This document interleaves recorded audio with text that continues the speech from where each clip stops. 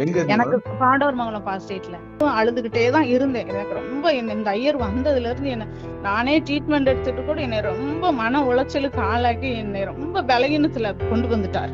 என்னைய டிரான்ஸ்பர் இதுக்கு தான் என்னை டிரான்ஸ்பர் போட்டு விட்டாங்க. நான் இதுன்னா கரசகுளம் ஒரு பஸ்ல போவேன், இப்ப 2 பஸ் மாறுற அளவுக்கு என்னை டிரான்ஸ்பர் போட்டு விட்டாரு.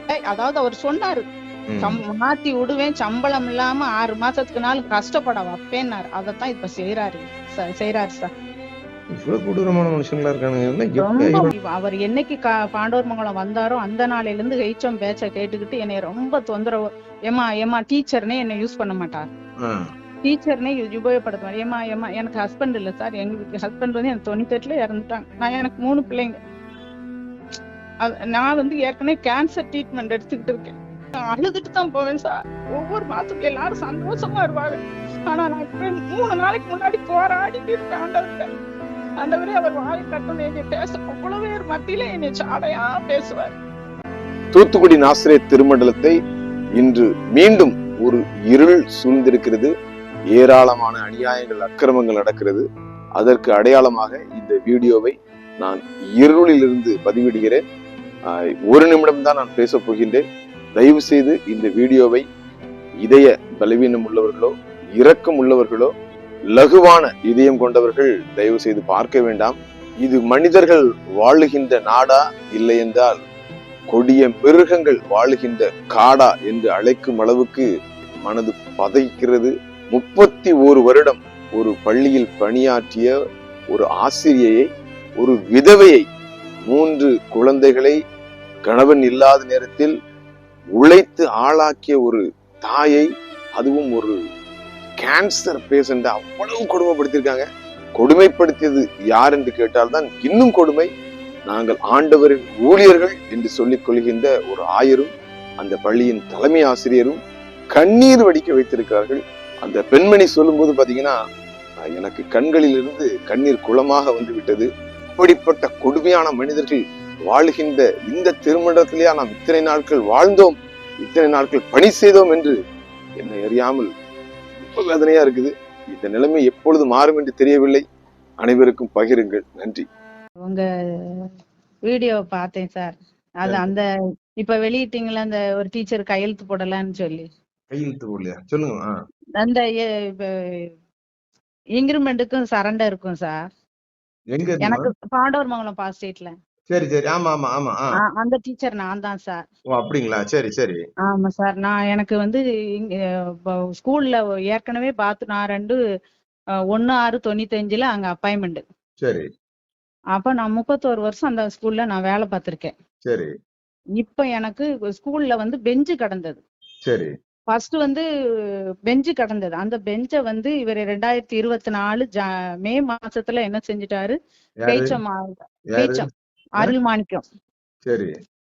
அவர் என்ன செஞ்சாரு, எல்லாத்தையும் தூக்கி கொடுத்துட்டாரு. ஜூன் மாசம் நான் போனதுக்கு அப்புறம் என்கிட்ட வந்து சொல்றாரு, பெஞ்ச் எல்லாம் அய்யர்வால் வாங்கிட்டு போயிட்டாரு அப்படின்னாப்ல. அப்ப நான் சொன்னேன், நம்ம ஸ்கூல்ல வந்து நீங்க டீச்சரா இருக்கீங்க, அவரு ஹெட் மாஸ்டர் இருக்காரு மேடம். அவர் ஹெச்எம். சரி. எனக்கு அப்புறம் தான் நான் வந்து 95ல அப்பாயின்மெண்ட். ஹெச்எம் வந்து 2018 செப்டம்பர் மாசம் வர்றாரு. அப்ப ரொம்ப ஜூனியர் அவரு. சரி. ஆமா, அவர் என்ன விட இளைய பையன் தான். ஆமா. எந்த ஸ்கூல்மா அது? கரசகுளம் சார். பாண்டவர்மங்கலம் சேகரம் பரிசகுளமா? கரசகுளம் சார். எத்தனை வரை இருக்கு? 8th 5th? 5th வரதான். சரி, சொல்லுங்க. அப்போ நான் வந்து உங்கள்கிட்ட ரொம்ப நாளா சொல்லணும்னு இருந்தேன். ஆனா எனக்கு திரும்பவும் இடைஞ்ச கொடுப்பாரு அப்படிங்கறதுனாலே நானும் அவர் என்னைக்கு பாண்டவர்மங்கலம் வந்தாரோ அந்த நாளையில இருந்து ஹெச்எம் பேச்ச கேட்டுக்கிட்டு என்னை ரொம்ப தொந்தரவு. ஏமா டீச்சர்னே என்ன யூஸ் பண்ண மாட்டார். டீச்சர்னே உபயோகப்படுத்துவார். ஏமா எனக்கு ஹஸ்பண்ட் இல்ல சார். எங்களுக்கு ஹஸ்பண்ட் வந்து எனக்கு 98ல இறந்துட்டாங்க. எனக்கு 3 பிள்ளைங்க. நான் வந்து ஏற்கனவே கேன்சர் ட்ரீட்மெண்ட் எடுத்துக்கிட்டு இருக்கேன். சரி. அப்போ என்னைய வந்து 2024ல இந்த கிறிஸ்துமஸ் ப்ரோக்ராம் நடத்தின போது, அது வந்து 25ல கிறிஸ்துமஸ் ப்ரோக்ராம் ஸ்கூல்ல வந்து நடத்தணும்னாரு. அப்ப எல்லா பிள்ளைகளுக்கும் பிராக்டிஸ் பண்ணி எல்லாம் நானும் வச்சிருந்தேன். ஒழுங்கு பண்ணி இவர் 2023 டிசம்பர் 23ஆம் தேதி வர்றாரு அய்யர்வால் ஸ்கூலுக்கு.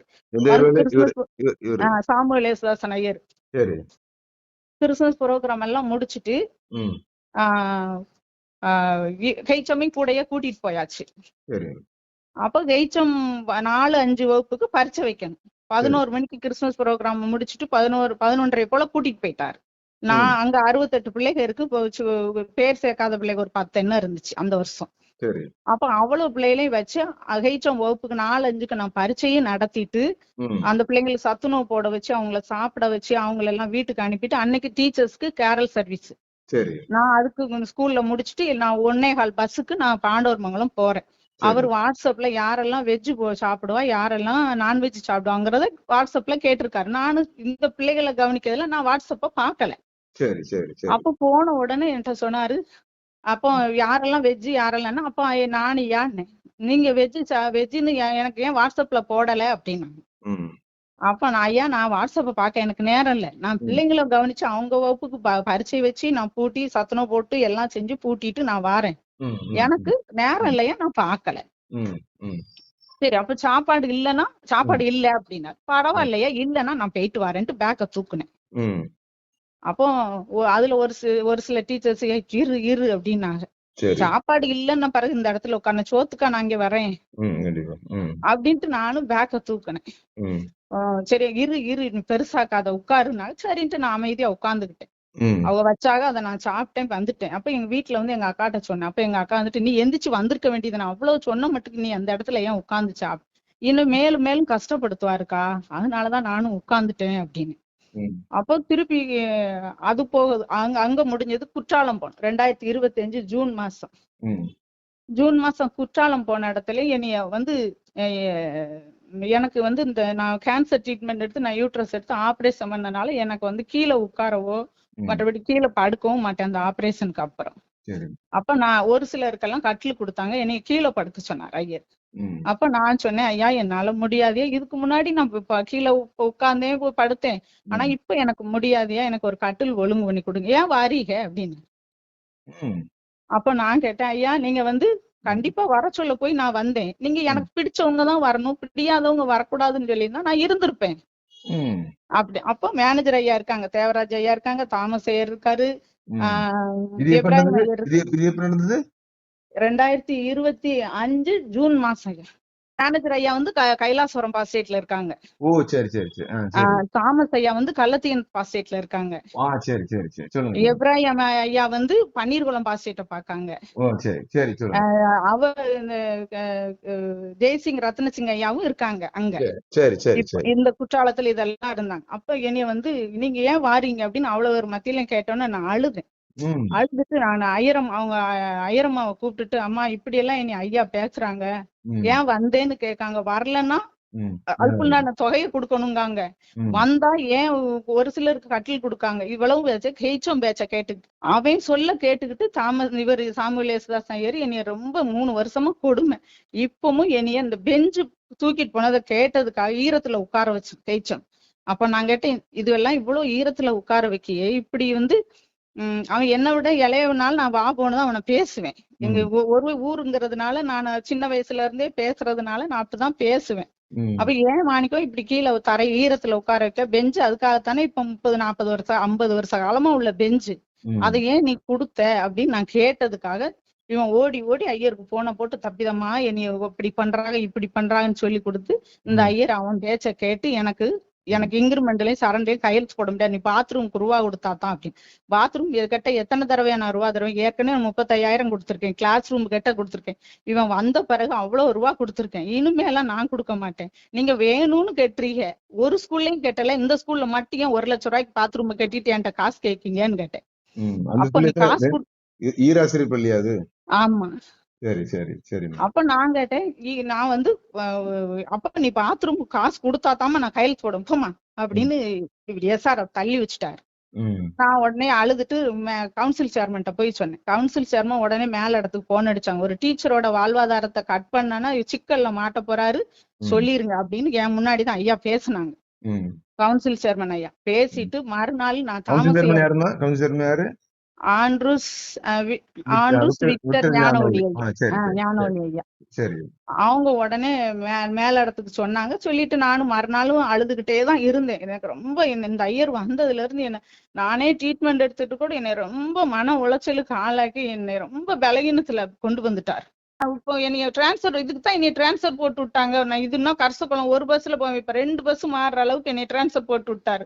ஆனா இதையும் சொல்லுவாரு, ஒவ்வொரு மீட்டிங் மாசம் மாசம் போட்டுட்டு சாடையா என்னைய 1/2 மணி நேரம் பேசுவாரு, என்னையதான் பேசுவாரு. பாருங்க மேல அந்த ஸ்கூல்ல இருந்து உங்களுக்கு டிரான்ஸ்பர் போட்டுருக்காங்க அப்படிதானே? கரசகுளத்துல இருந்து டிரான்ஸ்பர் போட்டு என்னை இப்ப ஆலம்பட்டிக்கு 2 பஸ் மாறி போற மாதிரி போட்டு விட்டுருக்காங்க. சரி, அந்த ஸ்கூல்ல நடந்து சொல்லுங்க. அப்புறம் அந்த பெஞ்ச தூக்குனது கீழே உட்கார சொல்றாங்க. அப்புறம் பெஞ்ச கேட்டதுக்கு இத கேட்டதுக்கு தான் பெஞ்ச கேக்குறேன்னு சொல்லிதான் என்னை இப்ப டிரான்ஸ்பர் போட்டு விட்டது. எத்தனை வருஷம் அங்க சர்வீஸ் பண்ணீங்க? 31 வருஷம் அந்த ஸ்கூல்ல பாத்திருக்கேன். 31 இன்னும் 4 வருஷம் இருக்கு சார். 4 வருஷம் இருக்கு. அத பாக்க விடாம ஆக்கணும்னு சொல்லி இந்த பெஞ்சு இவங்க இருந்தா தானே பெஞ்ச கேட்பாங்க அப்படின்னு சொல்லி இந்த நான் பிள்ளைகளை நான் ஊர் ஆளுகளுக்கு பூரா தெரியும். பிள்ளைகளை அவன் ஈரத்துலதான் உட்கார வைப்பான். நீங்க அந்த ஊர்ல யார்ட்டனாலும் போன் அடிச்சு கேளுங்க. அந்த ஸ்கூல்ல அவ்வளவு நீரூத்து அடிக்கும்.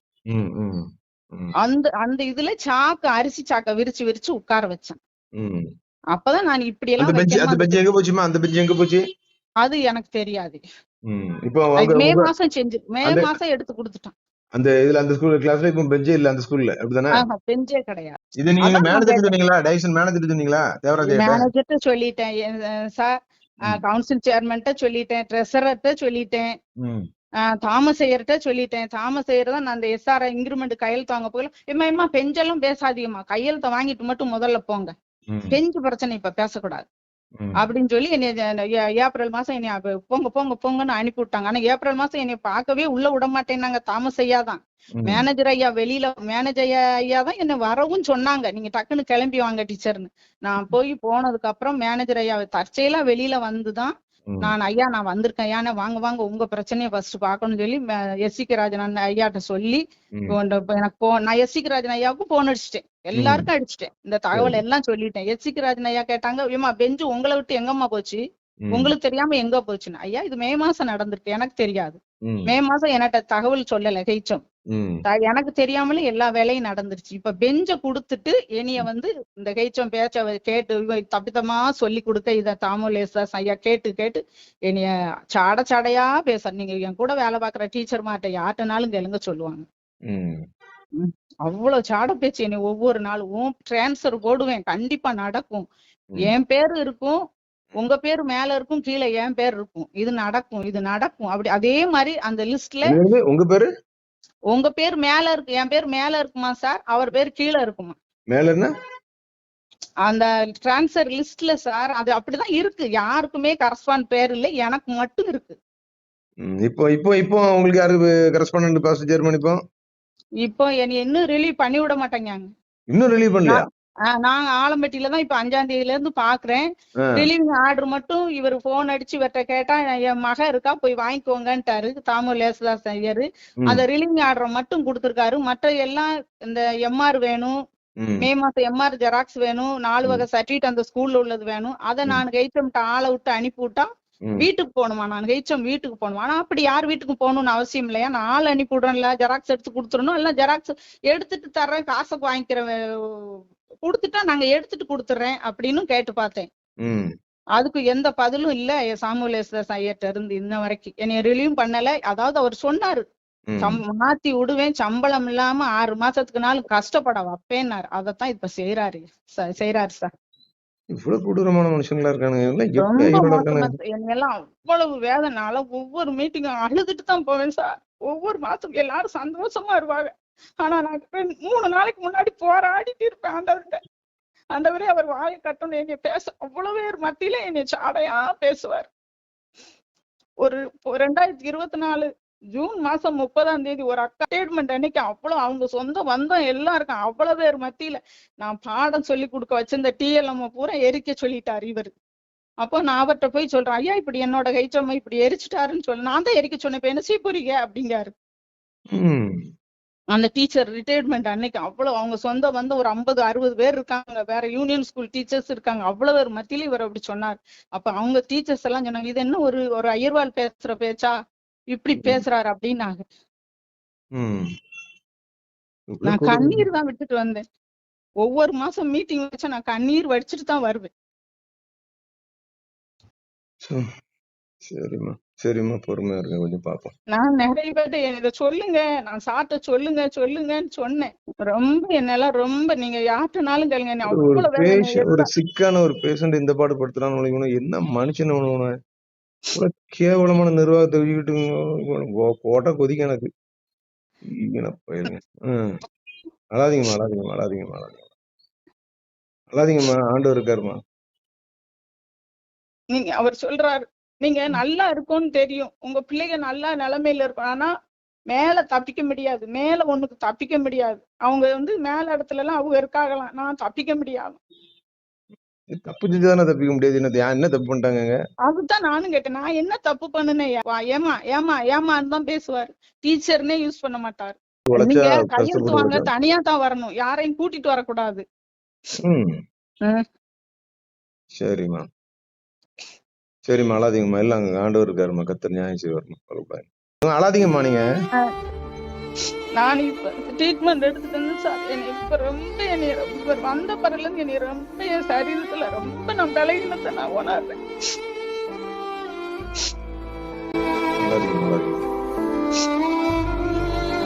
ஒவ்வொரு கிரியையையும், அந்தரங்கமான ஒவ்வொரு காரியத்தையும் நன்மையானாலும் தீமையானாலும் தேவன் நியாயத்திலே கொண்டு வருவார்.